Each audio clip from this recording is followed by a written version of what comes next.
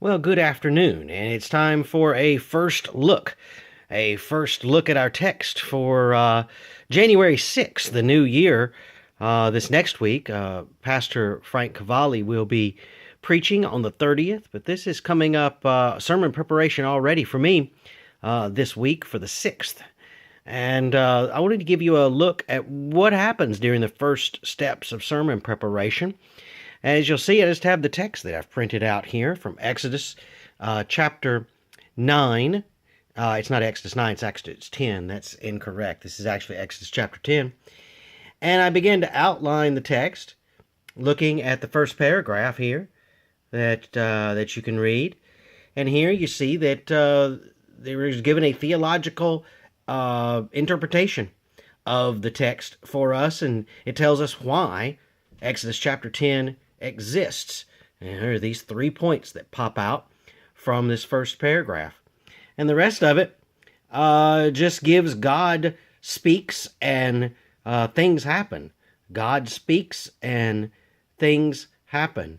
The explanation is given for why the locusts and all the other things are coming up for you to humble yourself before me. And there's the continual tie-in of the locusts and the land, of all the plagues in one way or the other impact the land, because God's goal is to get Israel into their own land that God would bless rather than curse. Pharaoh's servants continue to speak. Up here, Moses and Aaron go into Abraham and they speak for God. Well, it's not just Moses and Aaron, but Pharaoh's servants get into the fun, and they go and they speak for the Lord too, and say, why don't you just do Yahweh's will? But Pharaoh says no once again, and he's very angry. He says no, and that comes to an important point where he wants to partially obey God, but he doesn't want to fully obey God, and that is not nearly enough to do what God requires, and that'll most certainly be a sermon point. And at this point, we'll most certainly have a Christological application as well, because Christ, in his work of atonement, in his obedience for us, just going part of the way wouldn't have been enough, because having only part of our sins addressed by his sacrifice would have left us miserable and damned. So the actual thing happens where Moses commands by the power of God for the locusts to come, and it says they're brought from an east wind brought the locusts. And I need to do more research about that and find out exactly whether this east wind came from the Nile or where this would have been understood to have come from. If a west wind came upon us here in Spring Hill, we would say it came from the ocean. And whatever came would have come from the ocean area. So I need to look that up and do more research to see if that has significance here. Once again, they covered the face of the land.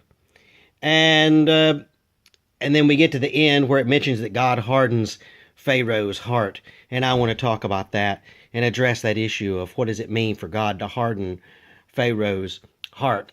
But that gives you an idea of just what does it look like when you start to dig into the Word and you begin to get an outline and observe the text, understand what it said to the original audience, and then begin to make just a couple of observations as you prepare to do the outline for your sermon. So be in prayer for Pastor Frank Cavalli this week as he'll be preaching, his sermon, I can't remember what his sermon's going to be on now, but it's going to be fantastic. Last week was fantastic from Hebrews 1 through 3. And then in January 6th, this will be the message for our new year. It'll be the next thing, the ordinary next section of Exodus. And I think that's important for us to hear at Dayspring, is that sometimes rather than trying to do something extra super special, you just do the next thing that the Lord has before you, and that's his will for your life. So thanks very much for your continued prayers. God bless you, and you guys have a great couple of weeks as we get ready for the new year.